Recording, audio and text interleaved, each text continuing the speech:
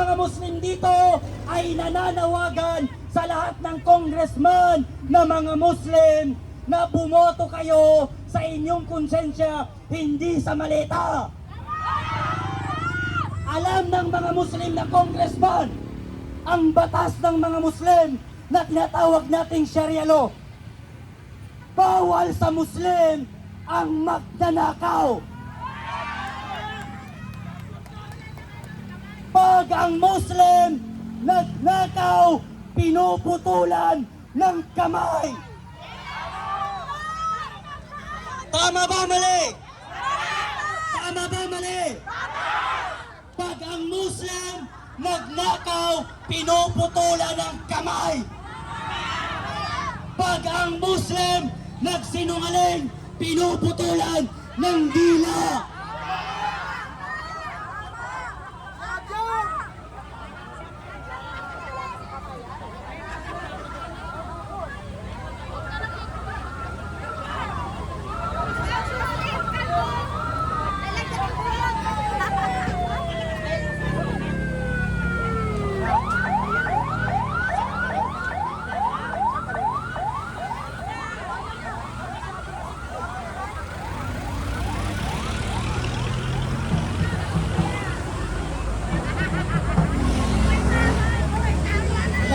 Check.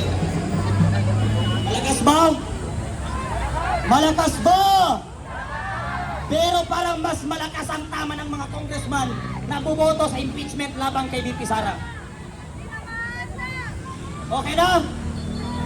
Okay na ba? Okay na ba? Ulitin lang namin ang aming panawagan. Malinaw sa mata ng publiko na ang impeachment na ginagawa na ito ay dinisenyo ng Administrasyong Marcos para ipagdamot sa mga Pilipino na mamili ng kanilang leader sa darating na halalan.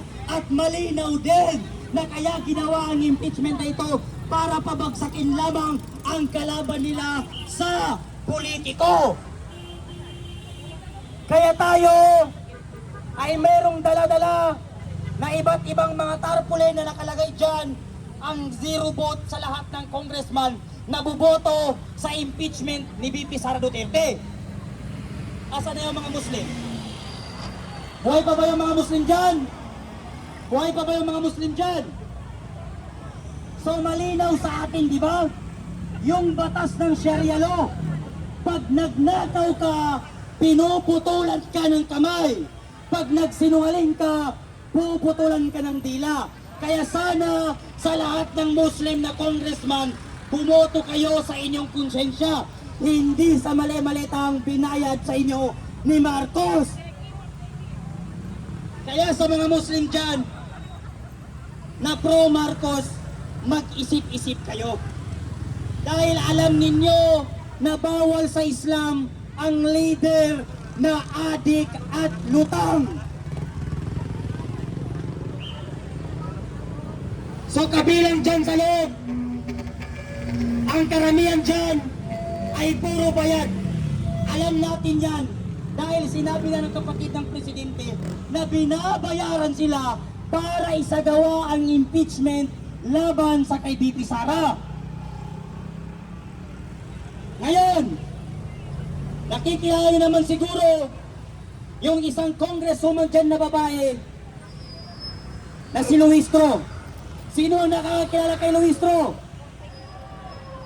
Kilala niyo ba si Luistro? Kilala niyo ba si Luistro? Dahil kay Speaker, may ayuda. Dahil kay Speaker, may akap. Napanood niyo ba yun mga kababayan? Dahil kay Speaker, bumaha ng ayuda at pera. Tandang-tanda namin yan, Luistro. Tapos sasabihin mo sa amin, simple lang, pag walang kaso, humarap at magsalita. Pero, anong sabi niya doon sa nauna ng video? Ang init. What I did, tinago ko ang aking asawa dahil May kaso! dahil May kaso! dahil rapist ang asawa niya na merong warrant of arrest. Kaya itinago ni Luis Bro. At ngayon, naging mayor pa ang gagong rapist na asawa ni Luis Bro. Baliktad ang batas! Luis Bro, gagang babaeng bobo. Tarantadong magnanakaw. Huwag nyo kaming gagawin at maikot-ikutin. Sino pa? Init pa? Yung representative ng Akbayan Party List na nandito yung bibig niya. Sino ang pangalan doon? Sino ang pangalan doon? Imbis na nga sikasuin mo, pag inuun mo ng maintenance mo para yung kumama mo padiretso, tapos inuuna mo pa ang pamumulitiko. So kami yung Sir City mo ilagay? Sino pa? Si Benny Abante, anong sabi niya? Hindi namin susuportahan si Sara sa pagtakbo sa presidente, putang inang pagin yan. Tarantadong congressman na si Boy Dila. Hindi namin kailangan na Benny Abante ang suporta galing sa'yo. Bakit? Unang-una sa lahat, hindi ka nanalo dahil walang bumoto sa'yo. Kaya ka lang naupo dahil inapuenta ng bayaran na Comelec na si George Garcia. Tapos ang kapal lang mukha ko sabihin, hindi kami susuporta. Fuck you. Mga kababayan kong Pilipino, handa na ba kayong pumasok? Handa na ba kayong pumasok? Handa na ba kayong pumasok? Pumasok ang eleksyon, hindi sa Congress. Baka mamaya habulin na naman tayo ng bayot na si John Vic Rimulya. Anong sabi ni John Vic Rimulya? Huliin ang nakahubad, pati ang nagsisigarilyo. Gago! Bakit ikaw inuuna yung nakahubad? Samantala yung pinapahanap sa inyo si Atong Hang, hanggang ngayon, hindi mo pa rin nahuhuli. Sabay-sabay nating isigaw, John Vic Bayot! John Vic Bayot! John Vic Bayot! John Vic Bayot! At yan mga kababayan, kami po ay hindi kami papayag na ma-impeach ang pangalawang presidente na si Sara Duterte. Hindi tayo titigil dahil pag na-impeach ko si Sara at ang alam ninyo, maliligtas na kayo, nagkakamali kayo dahil mas malala pa ang gagawin ng taong bayan sa oras na ma-impeach ang pangalawang presidente na si Sara Duterte. Maraming salamat at magandang hapon at sana mamatay na lahat ng congressman ng mga buhayang bayaran. Marcos Bangag! Marcos Bangag! Marcos Bangag! Marcos Bangag! Tandaan nyo mga kababayan, masarap sa loob ng kulungan. Hindi ka na magbabayad ng apartment, libre pa ang tubig, libre pa ang pagkain. Kaya masarap makulong. Tama! Yan ang panawagan natin ngayon, mga kababayan. Maraming salamat sa mga pulis at pupote. Huwag kayong gumalit ng John Vic na Bayot, ha? Kasi yan, grupo ng Chupaero. Yung mga tropa niya sa Cavite, si Kaklin yung kalbong Bayot sa Cavite.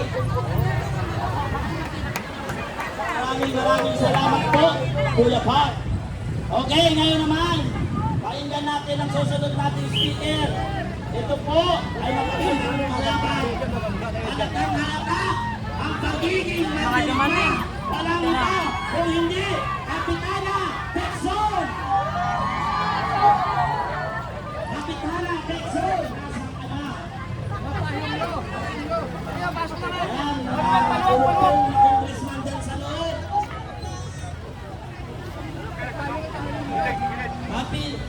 Pasok mo na, Kapitana Quezon. Kapitana, nagtutugtog pa ng cellphone sa kanilang bahay yan, ha? Ang dito na, halatang halata ang pagiging mandirigma, Kapitana Quezon. Ano ang marunong? Ayan, mga congressman sa loob. May dalang maleta si Kapitana.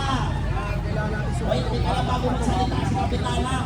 Gaganti muna ako sa MMDA na nagtong ng sasakyan namin kanina. Utang ina mo, nagugutom na pati MMDA mga congressman. Bigyan nyo na sila. Ayan na, andito na ang tunay na mandirigma, Kapitana Quezon.